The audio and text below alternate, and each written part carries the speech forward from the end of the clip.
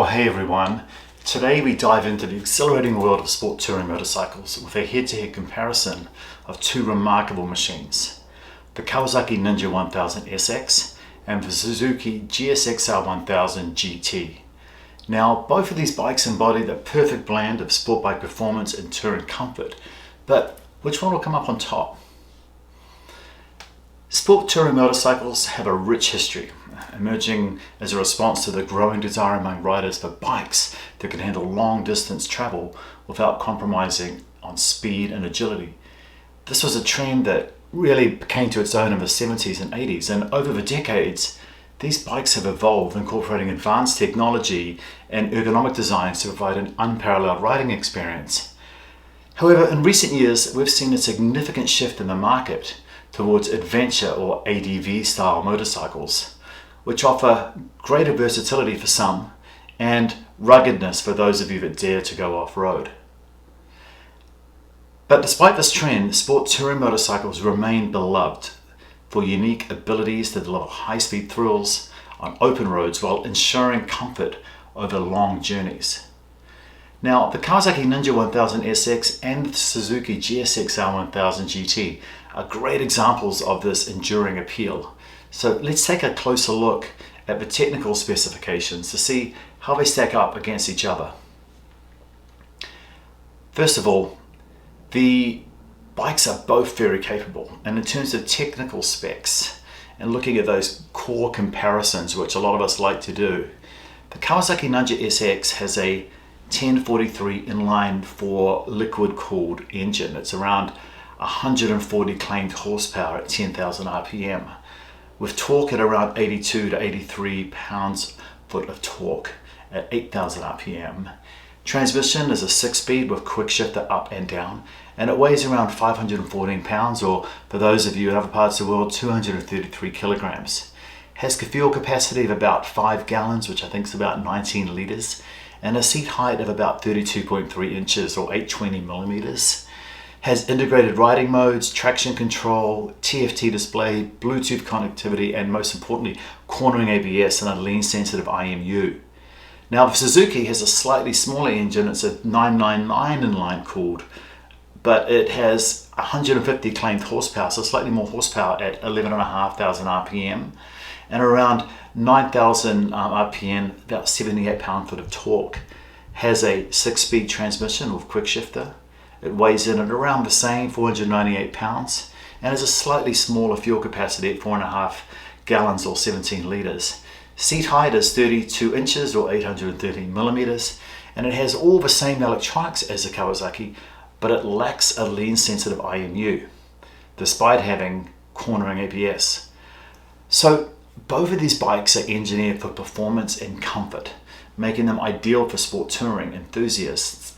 The Ninja 1000 SX boasts a slightly larger engine and more torque, while the GSX-R GT offers more horsepower and a lighter weight, hinting at a sportier edge, but just ever so slightly lighter. Now, they both have advanced technology and electronics, including customizable riding modes, comprehensive connectivity features. Both bikes are equipped to enhance the rider's experience in a way that only a sport tourer can do. So stay tuned as we take a look at these two incredible machines out on the road to test their capabilities in real-world riding. Which one do you think will prove to be the ultimate sport tourer, and which one am I taking home? Let's find out.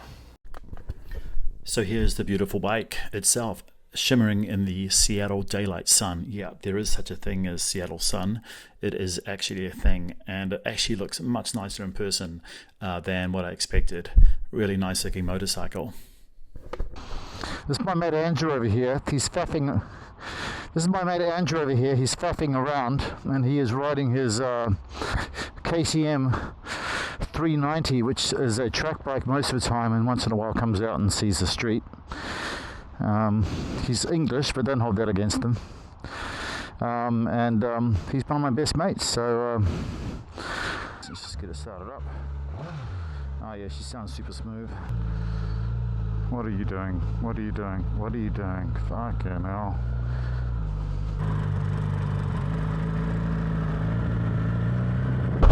Oh yeah. Oh, these mirrors are a bit of a reach. First thing I'll notice is adjusting them on the fly can be a little bit tough. And oh yeah, front brake is good, but it's definitely not as responsive as your typical European motorcycle. And it works really well, but it's pretty soft right now, and we'll see how it feels once we're in amongst it. So, for those of you that want to get into track, by the way, this bike here, this KTM RC390, is an excellent motorcycle to learn track on. A really great bike. But we're not here to talk about track today. We're here to talk about sport touring motorcycles. And of course, immediately I want to put my feet back, right, in more of a sport riding position, but I can't do that. Obviously, it's more of a upright peg stance. It feels nice already. Now it's definitely an inline 4. Oh, it's got so much poke, so much poke. I could do with the rear sets, or the foot pegs being maybe a little bit lower, and maybe just a little bit further back, just because I like to ride with my feet, more of a sport riding position. Okay, so I'm 6 foot tall, weigh about 200 pounds on a good day. Definitely already feeling more buffeting on this bike than I do feel on the Street Triple, that little bike. And that little bike basically has 0 windscreen. So it's a bummer that this bike does not have adjustable windscreen. You'll probably have to buy an aftermarket touring screen.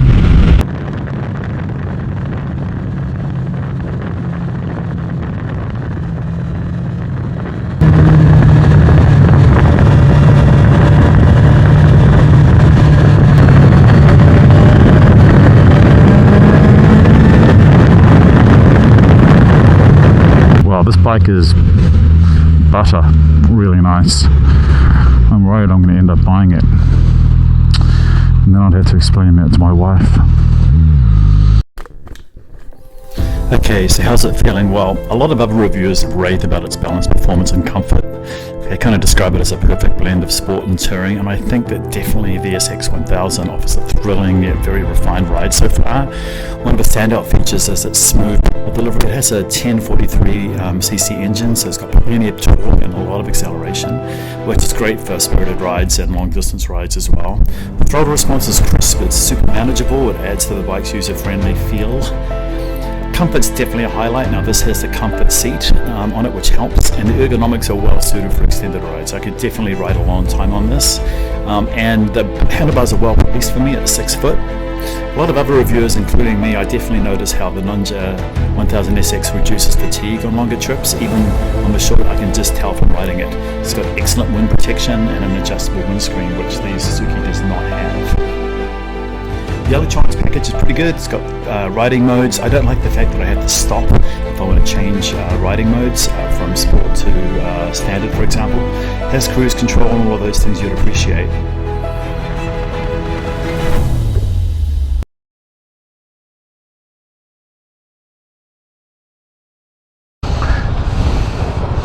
Alright, so now what you're getting is bit of a rear end view of the GSX-R1000GT Plus, and I am riding Andrew's KTM RC390. All round a great bike. I would just say first thing I'd want to do to it would be to figure out that front brake softness. And I've actually read online that there's a few people that have actually upgraded the brakes, probably a master cylinder upgrade or some kind of tune.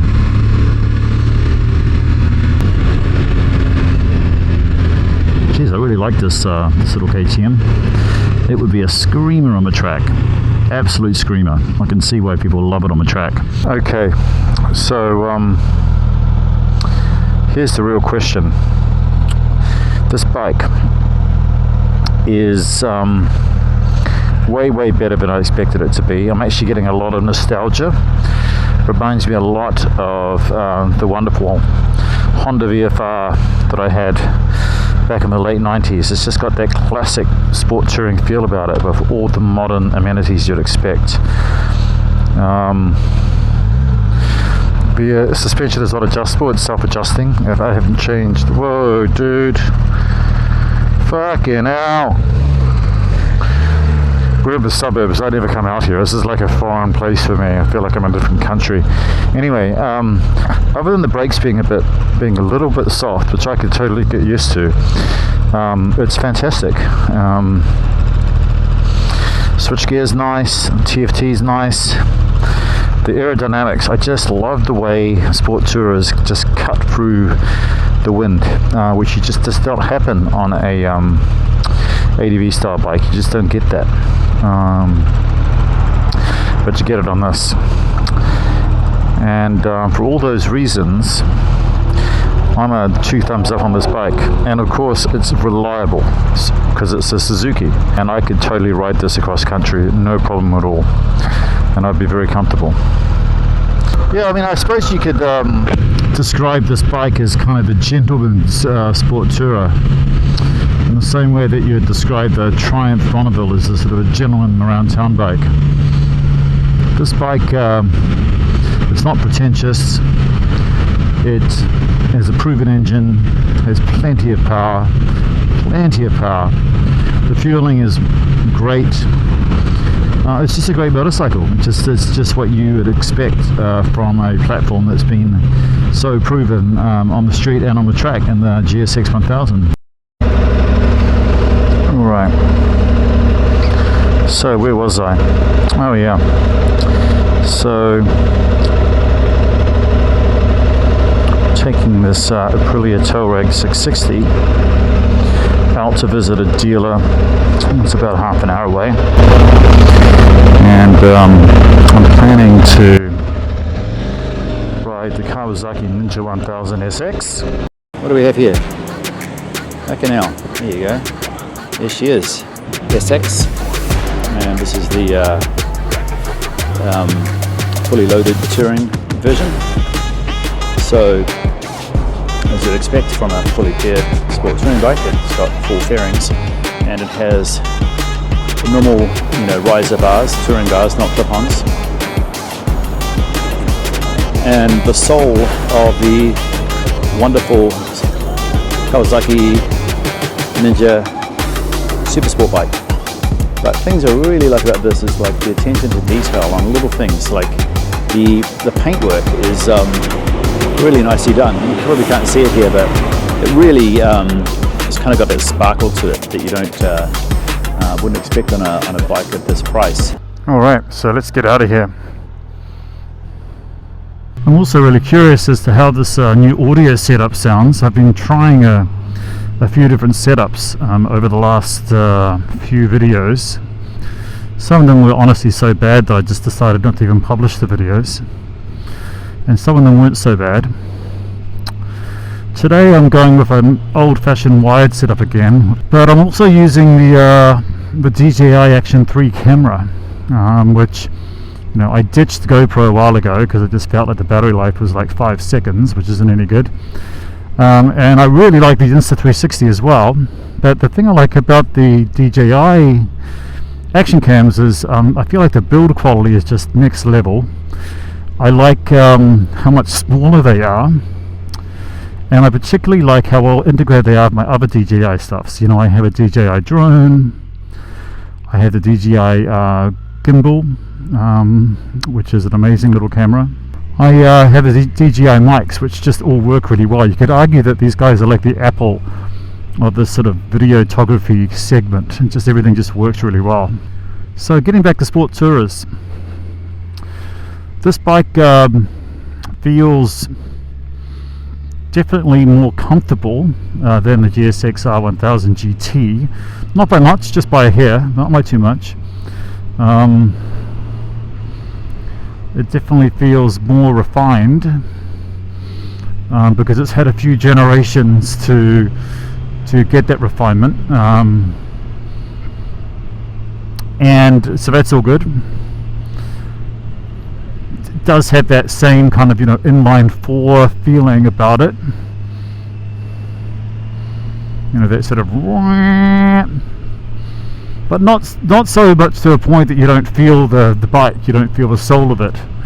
And the soul is just one of absolute refinement. It just you know, I've always been a big twin guy, parallel twin, V-twin guy, and I love just the raw download torque you get from those things and the feeling of them, and yeah, really less refined. Even the modern twins are less refined. They still feel like there's just a little bit of refinement to happen in boxer twins, parallel twins, etc.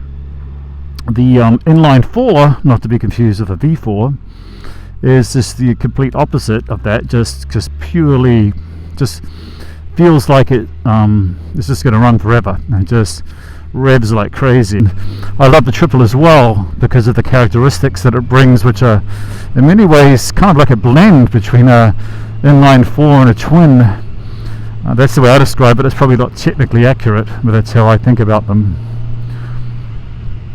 Now, one of the things about the Kawasaki is that when you first get on it, the quick shifter is not turned on by default. You have to turn that on. Once you turn it on, it stays on. I also have the aftermarket windscreen, which is a push screen.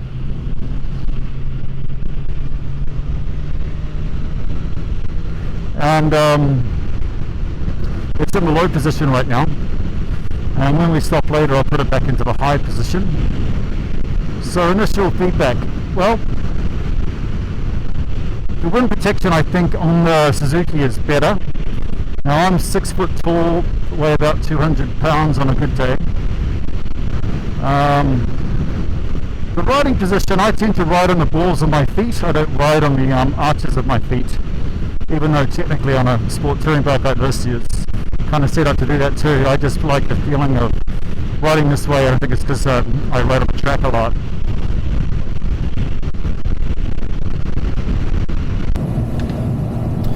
Okay, so I'm now on High Bridge Road, which is a really great road here in Washington State.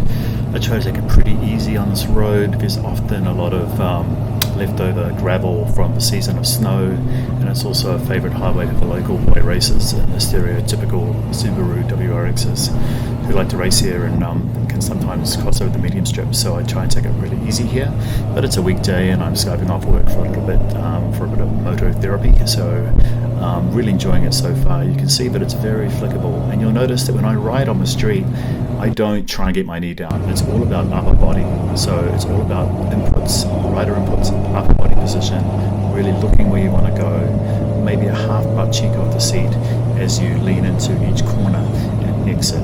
So really just focus on upper body position here. Don't focus at all on trying to get the knee down. It's just not needed, and it just brings a whole new element of risk to riding on the street that I'm just not willing to do. You'll also notice that I wear a Dainese smart vest everywhere I ride, and I always wear Dainese or some other brand Kevlar jeans, and probably the most important piece of equipment, gloves. It's amazing how many people don't wear gloves. In fact, on this very road once, I came across someone who'd come off their Harley in a ditch, open face helmet, jeans, and a tank top, and it was not a good sight. I was the first person to come across him, and ever since that day, I've always been wary on this road. But anyway, I'm going to kick back now and let you hear the engine a little bit.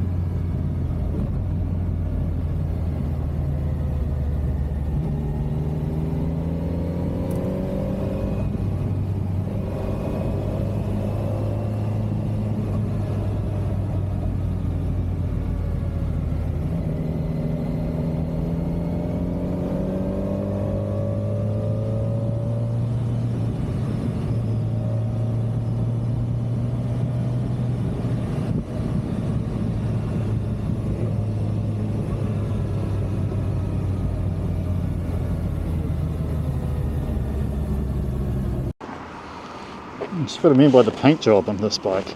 It's just beautifully done. It really doesn't, it really feels premium.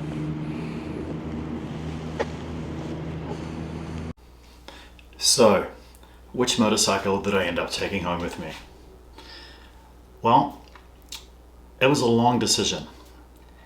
I've really tried to embrace and love ADV style motorcycles ever since the first ever Multistrada came out in the early 2000s. In fact, I've owned 7 Multistradas over the last 20 years. While the Multistrada and other bikes in that category, like the BMW S1000XR, are supremely capable motorcycles, there's just something about ADV bikes that for me has become less interesting, less exciting. It's almost like they're the SUVs of the motorcycle world, trying to be everything to everyone. From the Porsche SUV, which drives ridiculously fast but can go in the snow, to the big GS from BMW. Capable, quick, performance motorcycles that do a lot of other things. But that's just the point. It's almost like they try to do too many other things.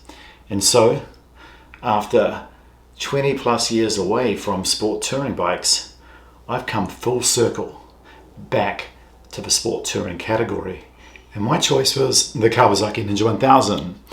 And the reason for that is just the overall fit and finish just felt better, just felt more refined. They've spent more time on it. The brakes, way better for me, especially that front brake feeling. And the lean sensitive IMU these days feels like a must-have table stakes feature that the Suzuki really needs. In terms of engine excitement, I would say that the Suzuki is a more exciting engine. It really feels more like a sport bike, and it's almost as comfortable as the Kawasaki. If the Suzuki had a few more of those features and a bit more refinement, I think I would have gone for the Suzuki for sure. So that's what I chose. I'm going to live with the Kawasaki for a while, and I'll continue to provide updates on it. Thanks for watching. I hope this content is useful. If you've got ideas or other things you'd like me to talk about, just make a comment below. And if you think I'm worth your subscription, please like and subscribe above. I really appreciate that. Thank you. Cheers.